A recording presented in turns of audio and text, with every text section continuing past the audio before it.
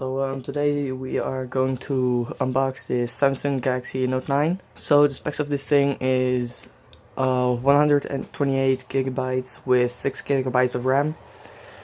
It has a 4000 mAh battery. It has super slow-mo camera. Let's unbox it. So we first have the seal here, which is broken by now. We first get some paperwork, your SIM ejector tool, etc.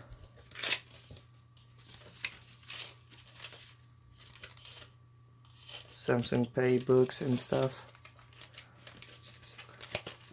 So after that we get our first look at the Samsung Galaxy Note 9. This is the dual variant. So it has like dual SIMs. As you might see, it's full of fingerprints right now. But yeah, let's set it aside.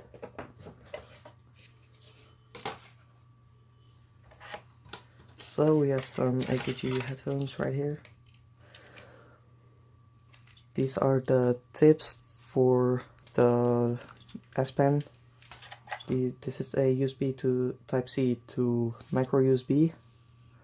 So you can charge your Note 9 via the normal micro USB.